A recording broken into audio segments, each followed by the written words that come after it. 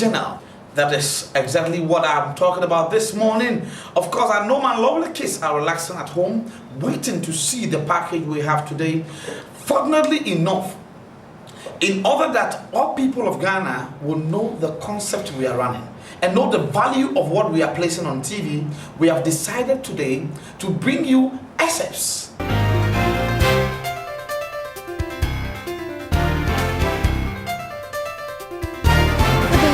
Welcome to News Hour on Junior Journal. I'm Lina Champ. I'm Lindo Forikapon. In this edition, child labor assumes growth. Crown Prince Academy embarks on Road Accident Campaign. GIJ deserves praise. And on the international front, African leaders won on Ivorian peace process. Darfur peace talks resumes. And now the details. The proper development of thousands of children are under threat due to lack of societal care, inadequate access to education, healthcare, and recreation. And his food has filed this report.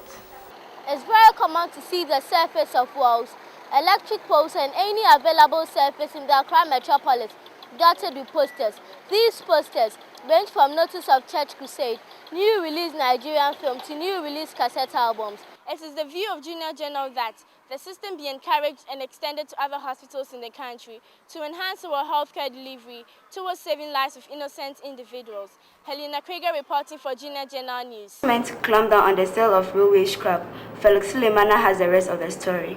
The fact remains clear that the railway industry is a viable alternative to the road transport sector. Hence, the need to revamp the railway industry cannot be overemphasized. The unscrupulous activities of individuals living close to rail lines have caused a great deal of harm to the industry. The question that agitates the minds of most people is whether the authorities concerned are giving enough attention to the railway industry. To end the news, a recap of the top stories. Girls' education needs encouragement. Media assumes growth. 10 regional hospitals support AIDS patients. The newscasters have been Mercy Anwa and Nadine Kanto. I'm Joanna Mensah. And I'm Yvette Dako. Lina Echampon and Linda Oforikapon. This has been Junior Journal News. Stay tuned. While you are still watching the Best Kids program, I told you from the initial stages that this kids can do a lot of marvelous things.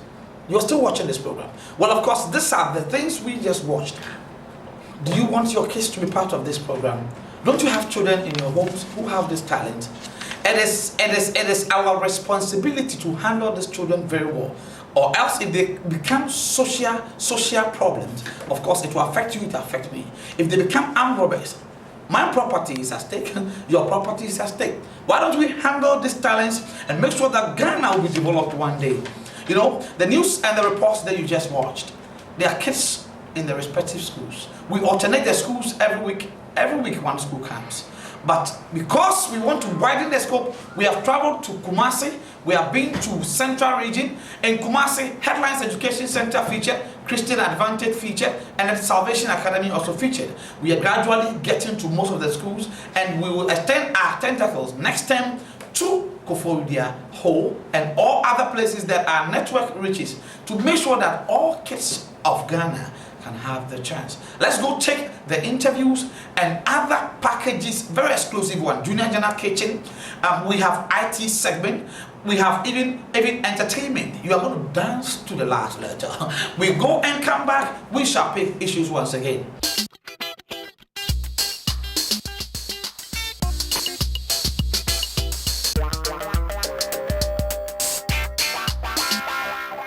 Welcome to Junior Journal Weather Presentation. I am Tracy Morrison. There is a strong wind tracking over the northwestern part of Benin, and it is expected to bring some reflections over some portions of the country.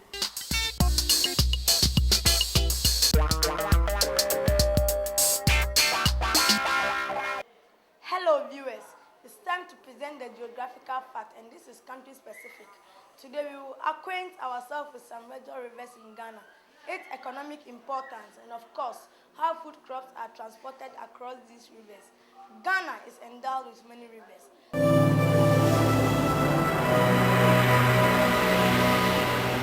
I welcome you to the interview segment of the program.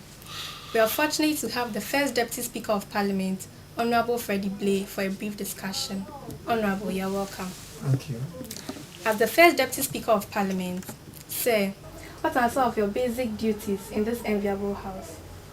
Well, you call it enviable house. And you ask my basic duties. Indeed, I'm the Deputy Speaker. First of all, I'm a member of the Parliament. I take part in debates. I represent my constituents.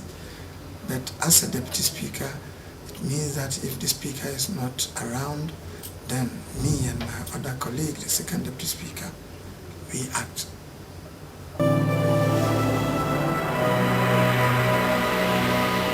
Welcome to the interview segment of the program. I am Kumi, your hostess. Today, we are privileged to have with us the Honorable Alban Bagby, Minority Leader in Parliament. You're welcome, sir. Thank you. Splendid. Honorable, what are your primary responsibilities as a minority leader? Oh, primary responsibility definitely is to lead the minority group in Parliament. As a primary responsibility. Leading here means trying as much as possible to at least mobilize my group, organize them so that we could efficiently and effectively perform our duties as members of Parliament and as representatives of our party in Parliament. Sir, what are some of the basic duties of an ambassador of your caliber? Well, the ambassador, as you know, is the representative of the head of state to another country. And also, he is under instructions from his government. So I've defined my own role as a kind of a connecting piece between the government of Germany and the government of Ghana. The issue of the Millennium Development Goals is a welcoming news. What is your country doing to assist in the achievement of this in Ghana? Well, we do that in a variety of ways, and principally through our development partnership. As I mentioned, I think the program that we have in Ghana is the second largest that we have anywhere in Africa, and we are in fact the biggest bilateral development partner of Ghana, spending approximately £70 million a year here. Madam, what is UNICEF all about? Sharon, thank you for coming to visit us today at UNICEF. UNICEF is the United Nations Children's Fund. We are an organization that came into existence many years ago in the 1940s, after World War II, when many children had lost their homes and their families due to the war. And so the United Nations Children's Fund was founded to respond to the needs of those children.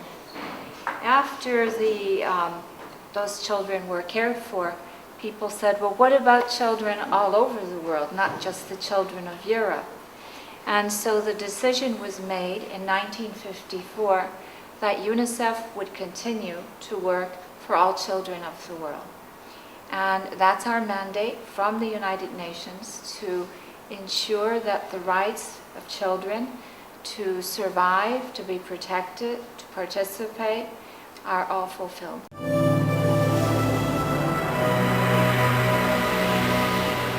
Your Excellency, can you please unfold some of the basic duties and responsibilities of an ambassador of your caliber?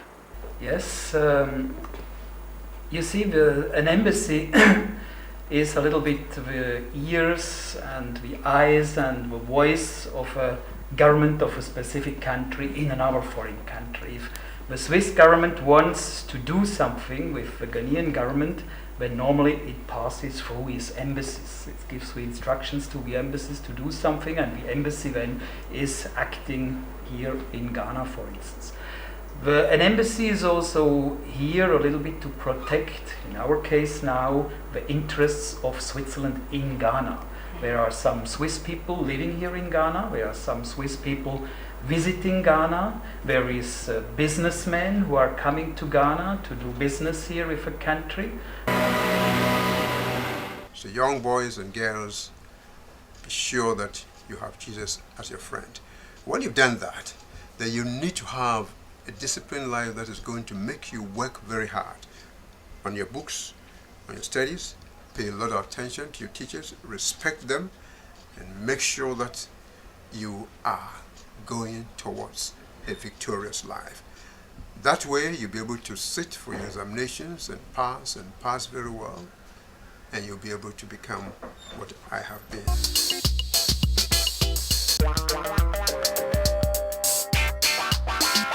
Well, folks, the most educative and entertaining program, Junior Journal, continues.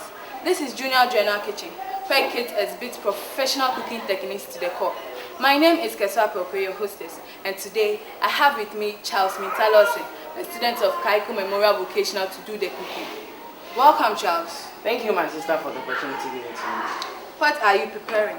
Well, our recipe for the day is macaroni and tuna sandwich. What do you mean by sandwich? Well, as you know, sandwich is normally 2 or more sliced toasted bread with savory filling, but today it's going to be different because the filling is going to be separated from the bread. Well, people, I have a surprise for you. Can you define what we call surprise? I mean, big time surprise.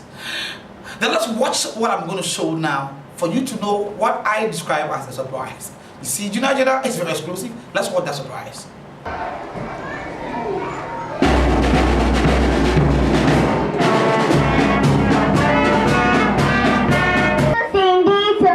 Parents have been advised to be bold enough to report activities of child traffickers to relevant authorities to ensure speedy redress. The Western Regional Director of the Nigger Aid Board, Mrs. Sweetie Sowa, who gave the advice in second day during a sensitization workshop on human trafficking at 2005 at 694, said there was no legal backing for all sufferers of child trafficking. Our reporters were died from malnutrition between 2001 and 2005, making the disclosure at a multi-year promotion program in Accra.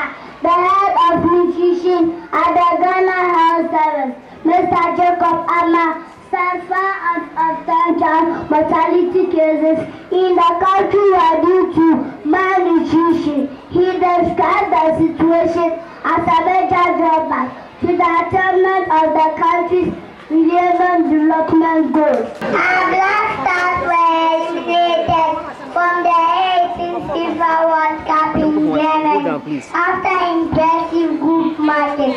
Our star was 2 goals to 0 to Italy, and they read about the effort to beat Czech Republic 2 goals to 0, and 2 goals to 1 against the United States of America.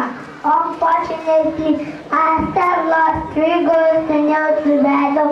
The Black Stars, their technical handlers and their management team were greatly honored at the casting.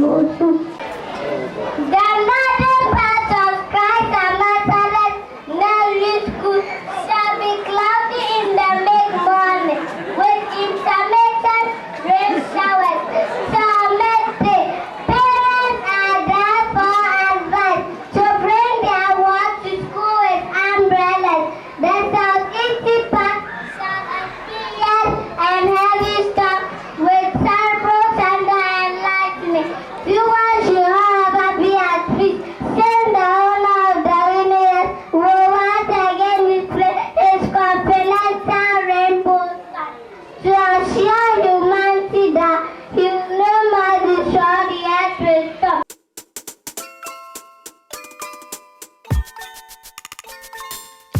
Welcome to Storyline on Junior Journal. Today on Storyline, we have this book which was written by 4 students of Ave Maria. On the cover is the front view of the school and its culture group. This book has 4 different stories. Well, what exciting stories. Do you want to know who and whom wrote these stories? Well, surprise! They are here. On my extreme left, Elizabeth Saki. Benny Smenson. On my immediate right, Claudia Kopo. You're welcome to the show. Thank you. Tell us what really motivated you to write this story. Basically, a story competition came up and I decided to participate. My parents and friends really encouraged me, and at the end, I won alongside with Claudia, Sonia, and Dorcia. The stories were later published into a book which was organized by the Harimo Exclusive.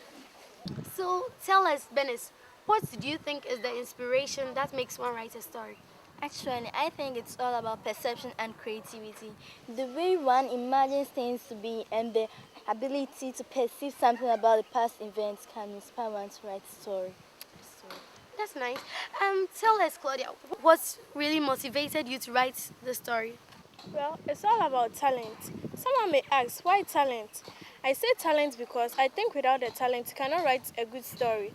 Let's take Michael Essien, for instance.